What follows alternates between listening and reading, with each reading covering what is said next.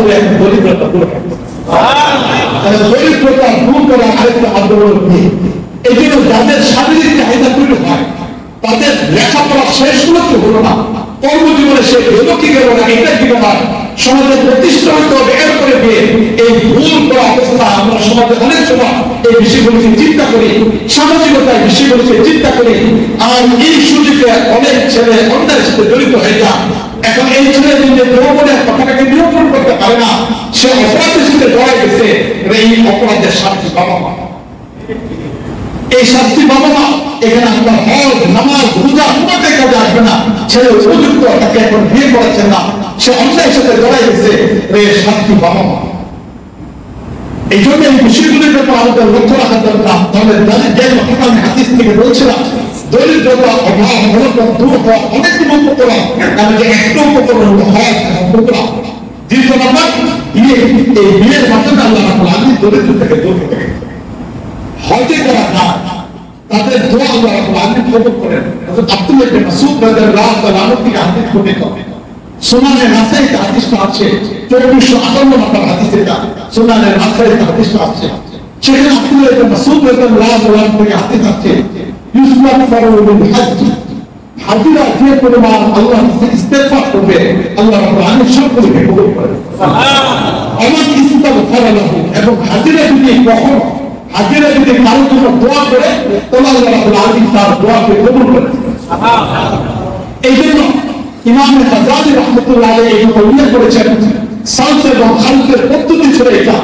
কোন মহল্লার কোন একজন ব্যক্তি যদি হজের মধ্যে যাইতো, তাহলে পুরো মহল্লার মানুষ যিনি হজে যাচ্ছেন এই ব্যক্তিকে বিদায়ের সময় তারা রাস্তাতে দাঁড়াইতেন, রাস্তাতে দাঁড়িয়ে হাজী সাহেবকে বিদায় দিতেন, হাজী সাহেবের কাছে দোয়া চেয়েছেন, হাজী সাহেব তুমি লক্ষ্য তুমি আমার জন্য ইস্তেগফার করো, হাজী সাহেব তুমি আমার জন্য একটু ক্ষমা চাওয়া লাগতেছে।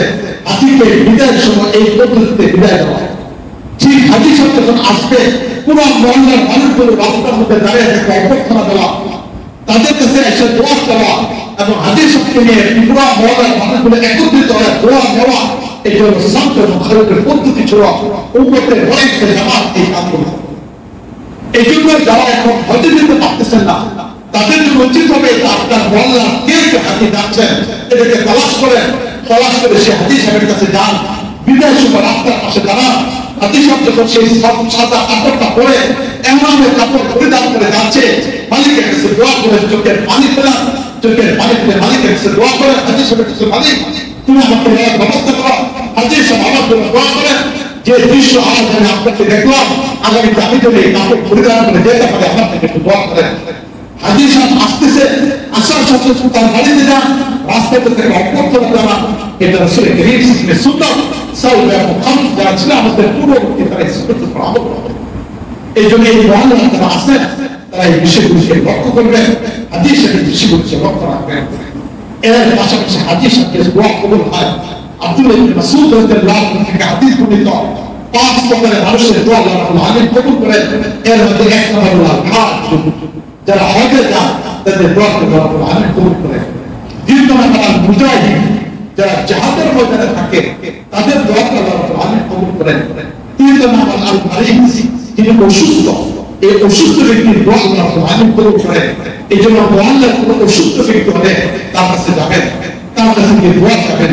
তো এই ক্ষেত্রে অসুস্থ ব্যক্তির কাছে গিয়ে কতক্ষণ সময় থাকবে? অনেকে আছি এখানে মাসলা আমার চলে আসবে, অনেক সময় অসুস্থ ব্যক্তির কাছে আমরা যাই। এখন অসুস্থ ব্যক্তির সেবার ক্ষেত্রে মাসলা কতটুকু সময় সেখানে গিয়ে থাকে?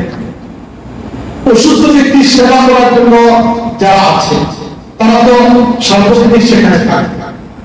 এর বাইরে থেকে যদি কেউ যেতে চায় তাহলে এই ক্ষেত্রে লক্ষ্য হবে যাওয়ার কারণে যারা সেবা করতেছে তাদের যদি কোনো ধরনের সমস্যা হয় তাহলে না যাওয়া, তাহলে না যাওয়া, অথবা গিয়ে অল্প একটু সময় থেকে চলে আসে। দীর্ঘ ব্যক্তি পছন্দ করে যে মানুষটা অসুস্থ ব্যক্তি চাচ্ছেন যে সে যদি যায় সে খুশি হবে। অনেক বন্ধু বান্ধব আছে অসুস্থ মানুষ হাসপাতালে পড়ে আসে, এমন অবস্থার ভিতরে সেখানে বের হবে, যাওয়ার পরে সে এখানে আধা ঘন্টা থাকুক, অসুস্থ রোগীটা যায় সে ক্ষেত্রে সময় যদি এমন হাত করে যতক্ষণ ইচ্ছা ততক্ষণ কাটাবে। আর যদি অসুস্থ ব্যক্তি তারাও যারা সমাজ করছে তাদের কোনো অসুবিধা হবে না, অথবা তার সাথে এত গভীর সম্পর্ক না, তবে তাকে মহাব্বত করে কোন একজন ইমাম সাহেব হতো, তার সাথে আমি একজন মুসলিম একটু অসুস্থ আমি দেখার জন্য গেলাম, এমন অবস্থার মধ্যে একটা অতুল সমস্যা। রাসূল কারীম সাল্লাল্লাহু আলাইহি ওয়াসাল্লাম হাদিস ইরশাদ করেছেন, একজন ব্যক্তির হাতে একটা লাঠি ছিল, লাঠিটা নিয়ে ঘোড়াতে উঠতে গেছে, ঘোড়াতে উঠে বসছে, হাত থেকে লাঠিটা পড়ে গেছে। এখন এই ব্যক্তি আবার ঘোড়া থেকে নেমে লাঠিটা তুলে ঘোড়াতে উঠছে। এই যে সময়টুকু ব্যয় হচ্ছে, এই পরিমাণ সময় অসুস্থ ব্যক্তির পাশে আছে, এর চেয়ে বেশি পরিমাণ সময় অসুস্থ ব্যক্তির পাশে আছে। তবে যদি অসুস্থ ব্যক্তি পছন্দ করে না, আপনি আসছেন না, আশা করেন তিনি পছন্দ করতেছেন থাকো, তাহলে থাকতে পারবে অসুবিধা।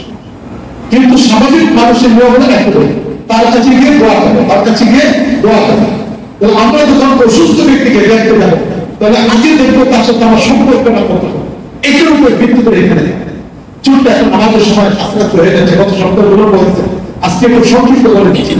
শেখুলের মাহমুদ হাসান দেওবন্দের শেখুলের মাহমুদ হাসান দেওবন্দের উস্তাদ, স্বাধীনতা আন্দোলনের অন্যতম এক শ্রেণী শেখুলের মাহমুদ হাসান দেওবন্দের রহমতুল্লাহ উনি বলেন দারুল উলুম দেওবন্দের আরেকজন উস্তাদ, যিনি হলেন মাওলানা ইয়াসিন সাহেব রহমতুল্লাহ আলাইহি, ওনাকে দেখার জন্য যাওয়ার পরে তিনি মাত্র তার কাছে গেছেন, দোয়া চাইছেন, সাথে সাথে বের হয়ে গেছেন।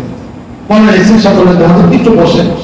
শেখুল রহমতুল্লাহ আলাইহি যখন এই হাদিসটা বলেন যে নবীর সুন্নাত হলো অসুস্থ ব্যক্তিকে দেখাবেন একদম সহজে, তখন শেখুল চিন্তার দিকে তাকায় বলেন আজকেও কি নবীর সুন্নাতের উপর আমল? বলেন হ্যাঁ, এটাই তো আমাদের জীবনের মূল, জীবনের প্রত্যেক ক্ষেত্রে সুন্নাতের উপর। অনেক সময় আমরা রুগীকে দেখতে চাই, এত বিলম্ব হয়ে যাওয়া, এত দীর্ঘ সময় পরে বলতে হয় দেখতে বের হয়ে যাবে, এটা যেন অসুস্থ ব্যক্তির দোয়া আল্লাহ তাআলা আগে কবুল করেন। চতুর্থ এই হলো একটা বলেন, এক নম্বর হাজি, দ্বিতীয় নম্বর মুজাহিদ, তৃতীয় নম্বর বললাম অসুস্থ ব্যক্তি, অসুস্থ ব্যক্তি, চতুর্থ নম্বর হলো মজলুম, মজলুম মানুষের দোয়া আল্লাহ তাআলা আগে করেন। আর পঞ্চম নম্বর হলো একজনের অনুপস্থিতিতে আরেকজন দোয়া করে, সেই ব্যক্তি আমার সামনে যায় কিন্তু তার জন্য নাম দিয়ে দোয়া করে, অনুপস্থিত ব্যক্তির জন্য দোয়া করে। আমার ভাই আমার সামনে যায়, তার জন্য দোয়া করলাম, আমার কোনো বন্ধু আমার সামনে যায়, তার জন্য দোয়া করলাম। অনুপস্থিতিতে উপরের জন্য দোয়া করা, এই পাঁচটা দোয়া আল্লাহ দোয়া আল্লাহ শুনছে, তার ব্যক্তি দোয়াকে কখনো ফেরত দেওয়া হয় না, এই পাঁচ ব্যক্তি দোয়া এই জন্য হজ তাদের উপর ফরজ হয়েছে, তারা হজগুলোকে পালন করার চেষ্টা করবে, কোন অবস্থার মধ্যে যেন হজ ছুটে না যায়, এই বিষয়গুলোকে পালনের চেষ্টা করবেন। আল্লাহ রাব্বুল আলামিন তৌফিক দান। আমিন। ওয়া আখিরু দাওয়ানা আলহামদুলিল্লাহি রাব্বিল আলামিন।